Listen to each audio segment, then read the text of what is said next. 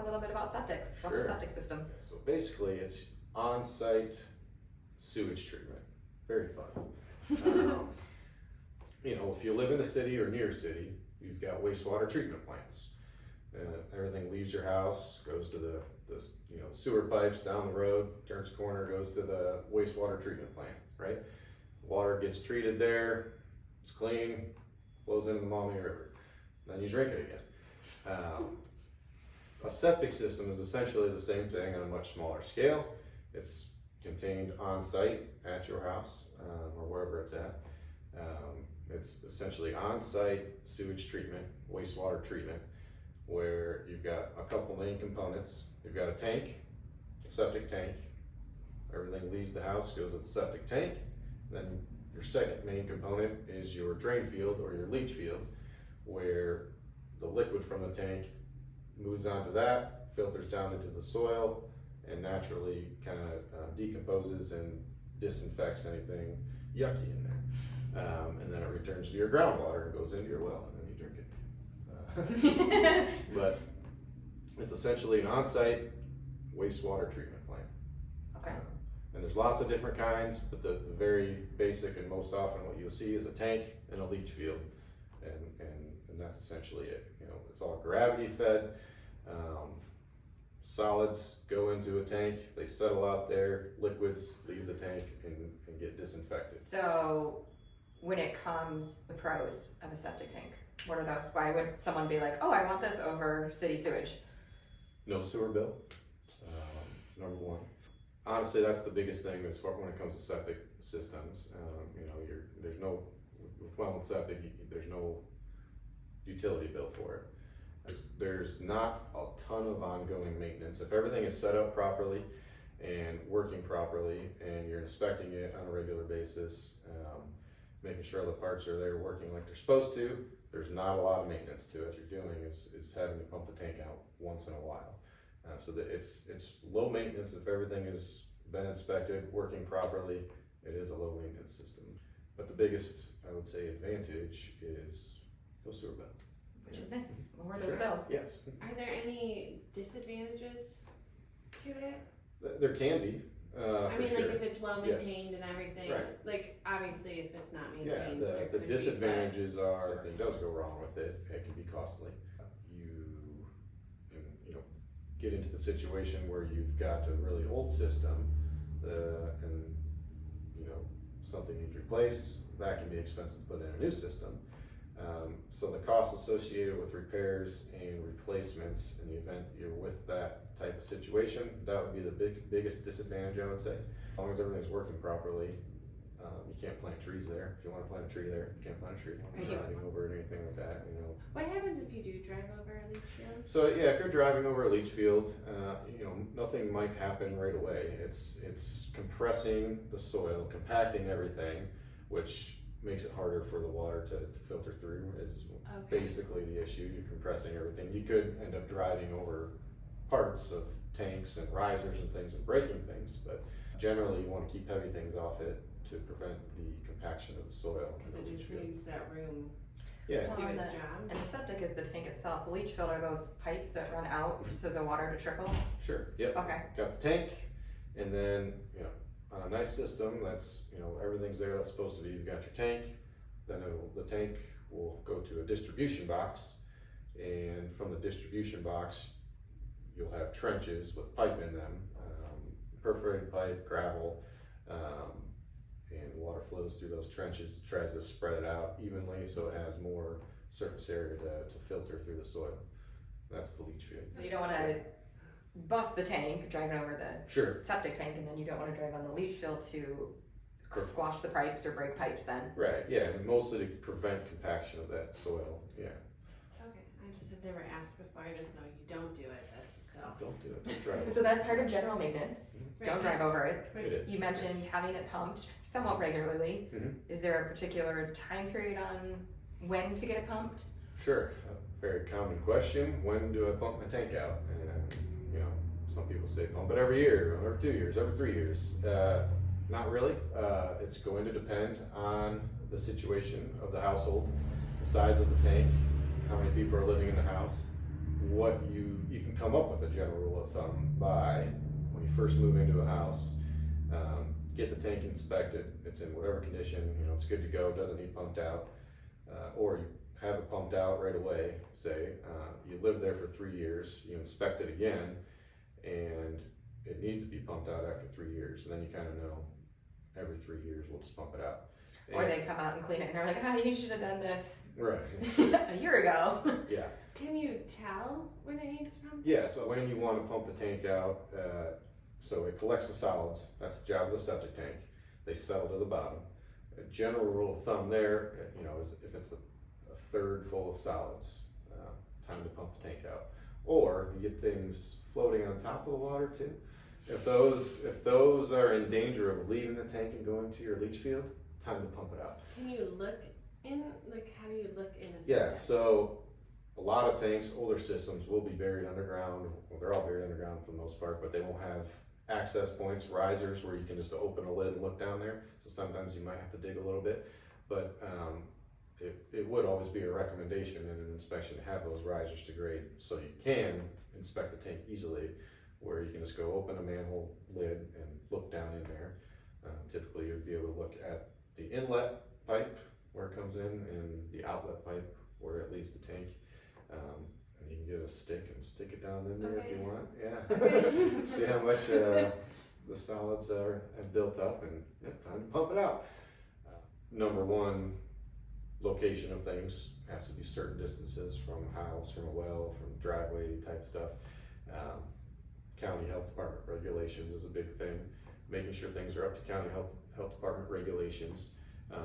But looking at the tank, in the tank, which is many times possible during an inspection, but sometimes everything's buried, and the recommendation at that point would be risers to grade so you can inspect the tank.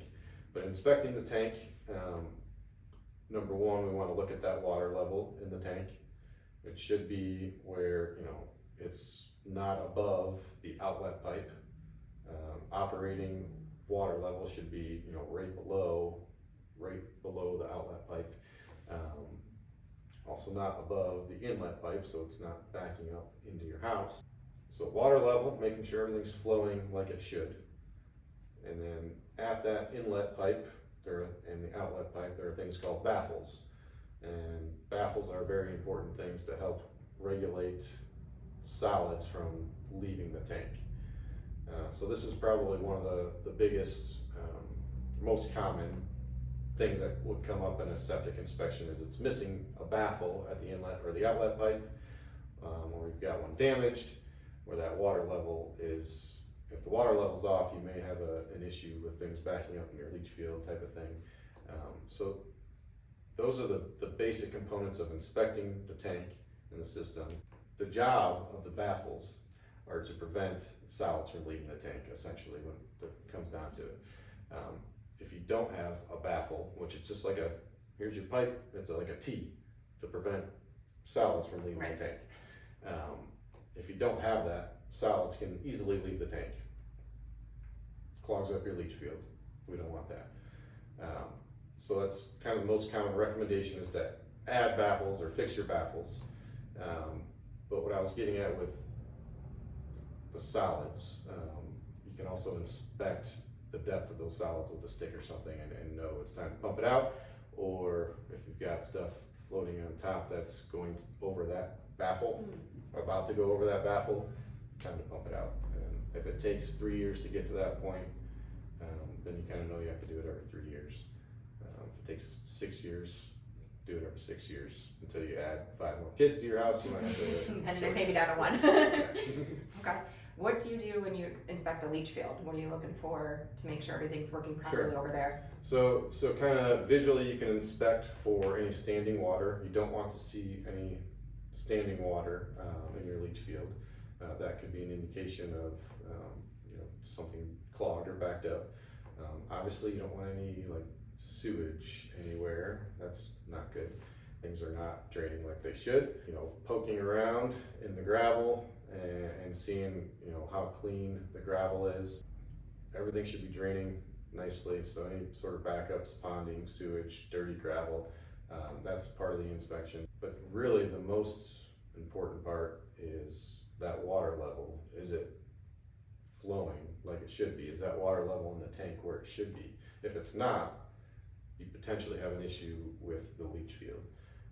If it's backed up in the tank, it's because it's backed up somewhere else, either in the leach field or in the distribution box. So that water level inspection is really important to see how the leach field is flowing. Where their problems Sure. might be. Yeah. Okay. So you've talked about baffles, you've talked about risers, and we've talked a little bit about the leach field. What are some replacement or addition costs? Like, hey, we need to add risers, what's that gonna cost? Sure. Or we need to add a baffle or replace a baffle. Yeah. Talk about costs with those. Yeah, so adding risers and baffles, probably, one of the most common things that'll come up in the inspection, relatively low costs, hundreds of dollars. When you get into replacing just a septic tank, we're talking, $5,000 to $7,000 roughly, maybe more if you've got multiple tanks. The expensive part is when you get into the leach field. We're talking tens of thousands of dollars, $30,000. And these are very rough ballparks, but the leach field, the whole system, you're getting into pretty expensive things. That's why we need to inspect it and maintain it like you're supposed to. Certain things like risers and baffles, not a big deal, but They can turn into a big deal. They help keep the cost of doing Yes. something with the leach field down. Sure. Cause what, do you have to like replace pipes? Do you have to like dig up stuff when it comes to You fixing might a have leach to. field? Okay. Yeah, so you might have to. You might have to add an entire new leach field based Okay. on the condition of what it is. There are certain things you can do, and I'm no expert on replacements or repairs or anything, but there are certain ways to jet out the lines, and it's usually not really a permanent solution though. A lot of times when it hasn't properly been maintained, that leach field's all clogged up, soil's compressed, whatever, a lot of times it's eventually going to be a new leach field, which is expensive. Which is why people really tell you not to drive on them. Don't drive on it. Also, other maintenance things, don't add anything to your system, your septic system that is not easily decomposable, putting certain things down the drain that shouldn't go down the drain. Chemicals, that's going to kill the natural processes in the tank. You don't want to dump a bunch of bleach into your septic system or anything like that to make it clean. You don't want to clean the septic tank like that. Want to be putting that stuff like in the toilet then either to clean, or like a little bit is fine because you're cleaning the toilet. Right, yeah, ideally use septic safe cleaners, Okay. toilet paper, anything that, is supposed to decompose easily. So mostly just toilet paper in the toilet. Yeah. There's some other things you don't want to Sure. put down there. Are there certain cleaners that are advertised as Yeah, septic safe? sure, yeah. I've never had one personally, so I've never looked for it, so. Yeah, pay attention to it. If it goes down, it's probably not the end of the world, but Sure. conscious of those things when you have a septic system. Decomposable, easily decomposable items only going through the system. Garbage disposals are not the best idea when you have a septic system. Oh. Good to know. Just because people take advantage of them, they kind of abuse them and put all sorts of stuff down the sink that might, greases and that kind of thing. You don't want to be dumping grease down there, clogging things up. So easily decomposable things is what you want to think about, and not a lot of chemicals that are going to kill the natural processes of decomposition. I don't know why I never even thought about a garbage disposal. I didn't Yeah, I either. mean, you It can would go have to the one. same pla- You can but have one, just don't But I abuse just it. never thought about, You just gotta be careful what you put down. Sure. If it's not gonna decompose in a Sure. compost heap, then you wouldn't want to put it That's a in good your, way to think about it. in your garbage Yeah. disposal.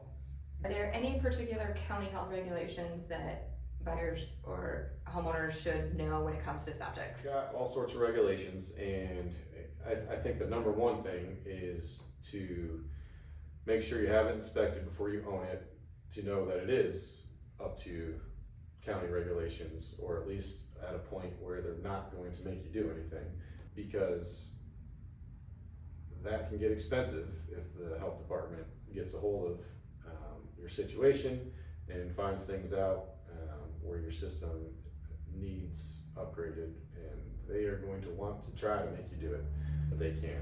So just know that they've been more aggressive, I feel like, in the last several years at really wanting to try to replace systems. Mm-hmm. Whether yours is working perfectly fine or not, they want to try to replace older systems.